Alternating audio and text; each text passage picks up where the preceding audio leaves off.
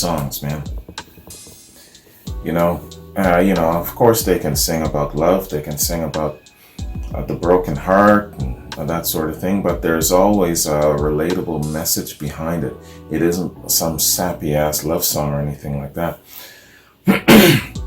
And they can certainly sing about stuff outside of the sentiment of love, like in this song. I think they're singing about maybe environmental concerns, man. It's just the video, the images of the video that's tipping me off to that, but maybe I'm wrong. Maybe it's a internal struggle. Don't fall on me. Misfortune, bad fortune, bad cards being dealt in life. It could be that. I didn't get a feel that it was about relationships and the fallout of relationships. I think it's either I'm right about the environmental thing, or it has something to do with not wanting to be a victim of bad circumstance. That's what I'm getting. You gotta pay attention to REM songs, man. You do. Good tune again, though. And their harmony in this is really at the forefront. Nice, crisp, clear vocals by Stipe, and the remainder of them harmonize really, really very well. So that's definitely the standout element of their musicianship here, man. The harmonies in this song. So let's check this out, man. Fall on Me. REM, Fall on Me. Fall on Me is a song by American alternative rock band REM from their fourth album, Life's Rich Pageant in '86. It was the first of two singles released from that LP. It peaked at number 94 on the Billboard Hot 100. The song was one of the band's early compositions about environmentalism, discussing acid rain. Okay, I was right. It also transitioned from their murky lyrics and jangling guitar of their first three albums to a more accessible sound influenced by producer Don Gehman. Gehman. Meaning and origin. Though REM singer Michael Stipe once described the song as pretty much a song about oppression. Oppression. Okay. Yeah, okay. The subject of the song was initially about acid rain and its effects on the environment. Hence the first line of the chorus, "Don't fall on me." Yeah, "Don't fall on me," and then the images in that video. When it first appeared during live concerts in '85, the song had a different melody, which had been entirely rewritten by the time of its recording for Life's Rich Pageant. The counter melody in the second verse is actually the song's original tune and features the original acid rain inspired lyrics. Okay, yeah, so the backing harmonies behind him. Alright. In an interview with David, is it Frike or Freaky? Fricke. Singer Michael Stipe commented that the finished version of the song is not about acid rain. It's a general oppression song about the fact that there are a lot of causes out there that need a song that says, quote, "Don't smash us." And specifically, there are references to the Leaning Tower of Pisa and a guy dropping weights and feathers, unquote. That's Michael Stipe. Dropping weights and feathers. Don't fall on me, okay?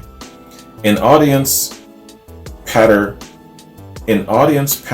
prior to a performance of the song on VH1 Storytellers in '98, Stipe again mentioned the apocryphal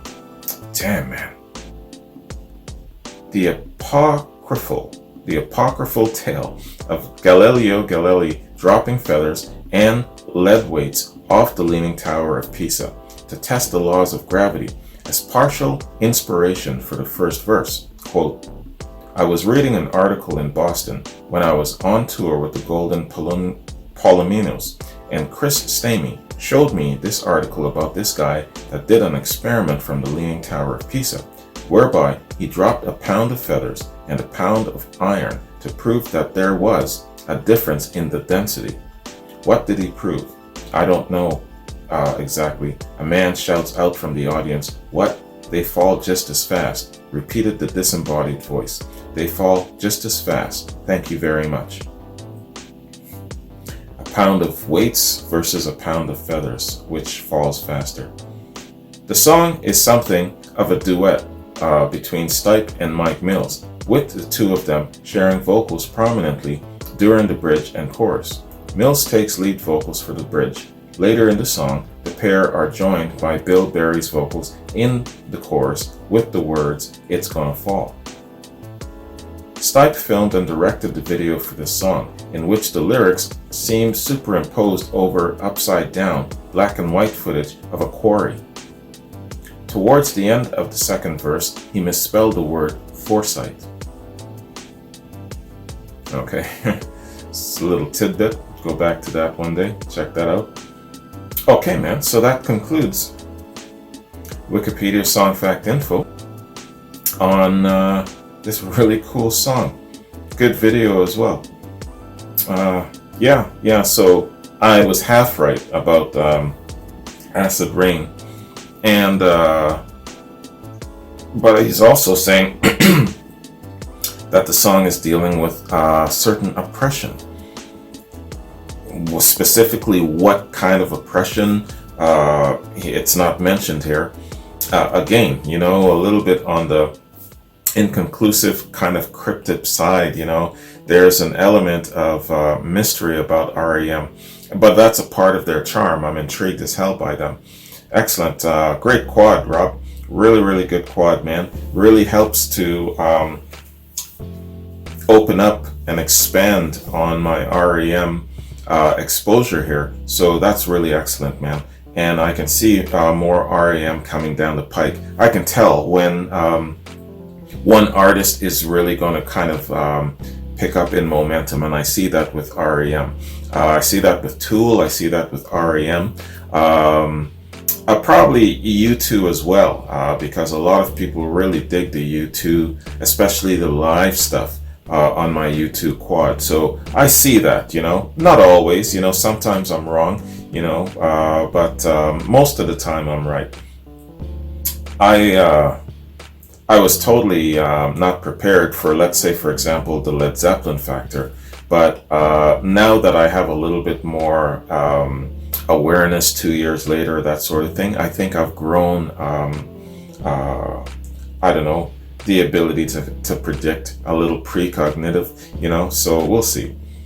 All right, man, I'm just scrolling down here, man, and just checking my notes before I bounce. Yeah, man, I got quads coming up really quick. Charles, Jennifer, Two Beer Pete, John, got quads coming up for you folks. Among those quads, I know there's the Bee Gees in there. Really looking forward to checking out the Bee Gees and their history. You talk about a band that's got some serious history.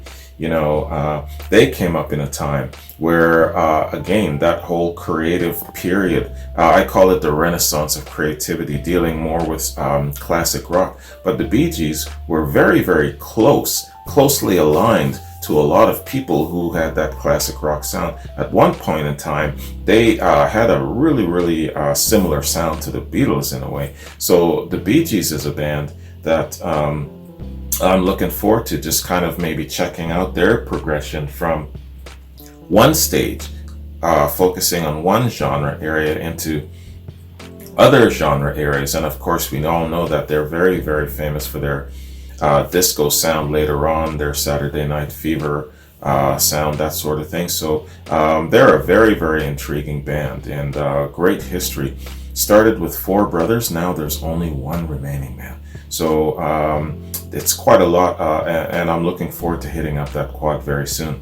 All right, so back to REM. Rob, this was an excellent quad, man, and thank you very much. And I got into it so quickly, I didn't even read your opening address to me. Let's do that. Hi, STB. Your REM review inspired me to break out some of their early music. All of these are studio versions. Thank you, Rob M. Rob, thank you very much. And I jumped into it before reading that, so sorry about that. But yeah, man, excellent quad. I appreciate that again, that you sent me some follow-up REM stuff to chew on. And I'm really intrigued by them. I like the way they approach their songwriting. I like the way they approach addressing topics and issues, in their own way. It isn't so sometimes on the nose, but it's intriguing enough. It gives you little elements of what they're talking about, and then they allow your mind to expand upon it. I like that sort of thing. That's a great mental exercise. Anyways, man, thank you very much, everyone. Hope you enjoyed this reaction, and definitely looking forward to doing more REM in the near future. Have a good one. Take care. Have a good week. Actually, this is where are we? We're Sunday, Monday-ish. Have a good one, and I'll see you next week. Peace.